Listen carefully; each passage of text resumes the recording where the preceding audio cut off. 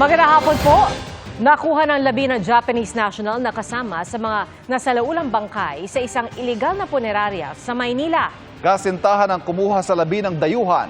Hindi raw niya agad nakuha dati ang bangkay dahil naningil ang punerarya ng halos kalahating milyong piso. Nakatutok si Darlene Kai, exclusive. Sa wakas, maihahatid na nila ng kanyang kasintahan sa huling hantungan. Galit po na, yun po nalulungkot na masaya kasi po may lilibing na siya, mapapayapa na po yung kaluluwa niya. Nobyo ni Lin, di niya tunay na pangalan ng Japanese national na si Akihito Nishizuka, na isa sa mga bangkay na umano'y inipit ng Body and Light Funeral Services na nireid ng Manila Health Department noong Miyerkules dahil illegal na nag-ooperate. August 29, 2024, natagpo ang patay si Akihito sa kanyang condo unit sa Malate, Maynila. Walang pamilya si Akihito sa Pilipinas. Nakakuha naman si Lin ng authorization mula sa Japanese Embassy na kunin ang bangkay. Pero ayaw pa rin daw ibigay ng punerarya ang bangkay. Kailangan niya raw munang magbayad ng 326,000 pesos. Bukod pa yan sa dagdag na 90,000 pesos kapag nagpa-cremate sila. 100,000 pesos lang ang pera ni Lin, kaya hindi ibinigay sa kanya ang labi ng nobyo. Kaya po yung tinis ko, pinagdadasal ko na lang na ang alam ko po talaga is nakalibing na nalibing na siya ng maayos. Yun din po kasi, yun sabi sa akin sa embassy na ililibing daw po. Lumipas ang halos isang taon, buong akala ni Lin nakalibing na si Akihito.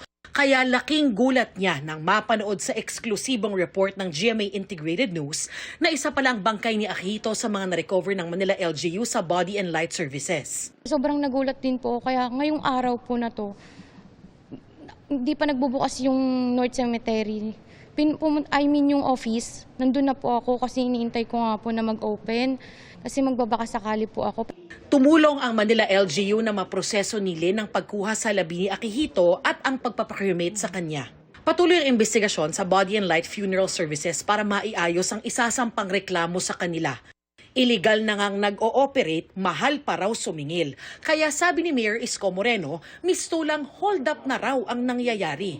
Sa totoo lang, yung presyo nila wala nang katarungan, and withholding it, that added insult to the injury. Those who are existing, which marami sa Maynila, may ganitong pang-aabuso or parang blackmail kasi ito eh. Parang hold up ito eh. Sa tingin nyo hindi makatwiran, wag ko kayong mahihiya, mag-aalanganin na lumapit. We'll extend assistance to you.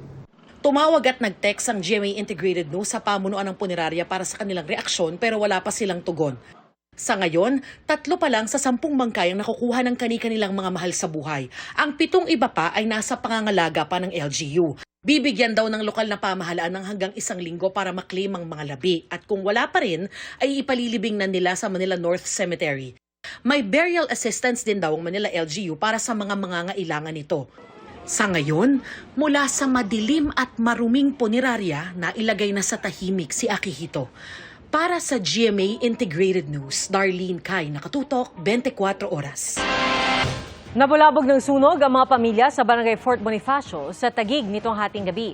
Pahirapan ang pag-apula sa sunog sa di bababa sa 16 na bahay. Nakatutok si Jomar Apresto. Tanaw mula sa tulay na ito ang sunog sa Barangay Fort Bonifacio sa Taguig City mag-alas 12 ng hating gabi kanina. Sa laki ng sunog, mabilis itong inakyat sa ikatlong alarma. Ang ilang bumbero, nagbubuga na ng tubig mula sa bahagi ng Skyway. Ang ilan, sa Loton Avenue na nagparada. May mga bumbero rin na ginamit ang kanilang mga hose para mabilis na makababa at makalapit sa mga nasusunog na bahay. Dahil sa bilis ng pangyayari, marami sa mga residente ang wala halos mga gamit na naisalba. Tulad ng 66 years old na si Derna. Natutulog na sila ng kanyang apo nang sumiklab ang sunog. Inakala pa umano niya na simpleng away lang mula sa isang lamay ang ingay na kanyang naririnig. Pagbukas ko ng pinto, nakita ko yung katabi naming bahay, lumalagablab na. Halos wala na nga natira eh. Wala na kaming nadala kasi andyan na eh, mainit na sa amin eh. Hindi naman mapigilan maging emosyonal ng 38 years old na si Daisy. Paupahan daw kasi ng kanyang pamilya ang isa sa mga nasunog na bahay. Sa kwento niya, nagiinuman sila nang mapansin nila na nagliliyab na ang 4th floor ng kanilang bahay. Nagkakasiyahan po kami. Pagkita po namin, yung taas po, malo na po yung sunog. Hindi na po namin nabula. Sana po matulungan kami. Wala po kami nasalba kahit ano po. Ang ilang residente na kaagad nakalikas, pinili na unahing iligtas ang kanilang mga alagang hayop. May ibang exotic pets ang daladala, tulad ng mga ahas na ito. Ang iba naman, mas piniling iligtas ang imahe ng Santo Niño. Ang residente namang ito, halos himatayin, mabuti at maraming kapitbahay ang umalalay sa kanya. Walang napaulat na nasugatan o namatay sa sunog. Sabi ng barangay, mananatili muna sa covered court ang mga residenteng nawala ng tirahan. More or less, nasa 16 houses. Yung mga bahay po kasi na yan, mostly mga renters po yan. So by kwarto-kwarto yan, isang palapag, ilang kwarto. Dito rin muna mananatili ang mga residente na nabasa ng todo ang mga bahay dahil sa pagbomba ng tubig. Patuloy na inaalam ng mga otoridad kung magkano ang halaga ng mga napinsalang ari-arian at kung ano ang pinagmulan ng apoy.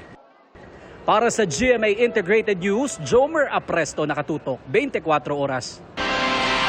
Selos ang itinuturong motibo sa away na nauwi sa pananaksak ng isang lalaki sa kanyang kaibigan sa Leganes, Iloilo. Nasawi ang biktimang 17 taong gulang pa lang. Nakatutok si John Sala ng GMA Regional TV. Dumanak ang dugo sa tindahang ito sa Barangay Poblasyon sa Leganes, Iloilo. Doon sinaksak ang isang binatilyong 17 taong gulang. Sospek ang kaibigan ng biktima na edad 21. Base sa investigasyon, nagkaroon ng pagtatalo ang dalawa habang magkasamang nagiinuman. Nagselos umano ang biktima sa kanyang nobya at sa sospek. About po dun sa tattoo kasi po nagtatattoo po yung suspect. Ang nisip po ng biktima is nagpatattoo po yung girlfriend niya dun sa suspect. So dun po nagsimula po yung misunderstanding o pagsiselos. Dead on arrival sa ospital ang biktima na sinaksak sa tagiliran. Pero bago dalhin sa ospital, nakapagsumbong pa sa pulisya ang biktima kasama ang iba pang kaibigan. Lubos ang paghihinagpis ng pamilya ng biktima na ayon sa kanila ay masipag at mabait na anak at apo. Sakit man. Ang kwarta makita naman. Pero siya nang subang kong apo. Siya arigid na siya di pirmi adlaw-adlaw. Hawak na ng pulisya ang sospek na tumangging magbigay ng pahayag. Mahaharap siya sa reklamong murder. Para sa GMA Integrated News, John Sala. Nakatutok, 24 oras. Hinamon ni Representative Albi Benitez si DPWH Secretary Manuel Bonoan na mag-leave of absence muna habang sinisiyasat ang mga umano'y palpak o guni-guning flood control project.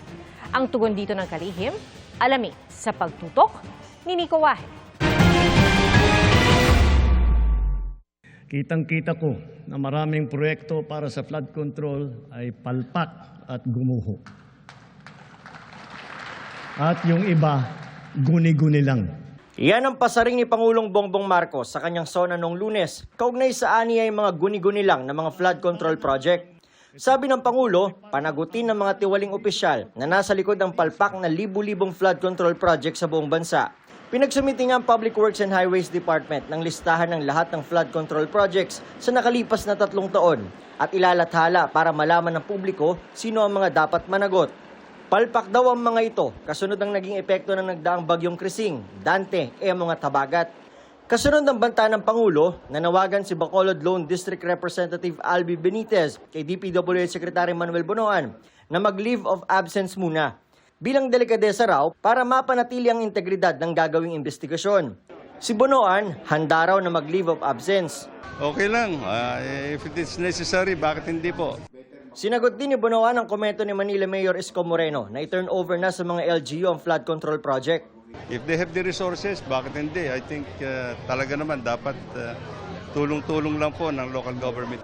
Ayon kay House Committee on Public Accounts Chairman Terry Ridon, hinahanda na nilang investigasyon kaugnay sa flood control projects. As soon as ma-organize po yung House Public Accounts Committee, magkakaroon na po ito ng pagdinig sa mga lahat ng infrastructure projects including flood control and drainage projects sa ating pong bansa.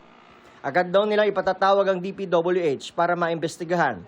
Para sa GMA Integrated News, Nico Wahe, nakatutok, 24 oras.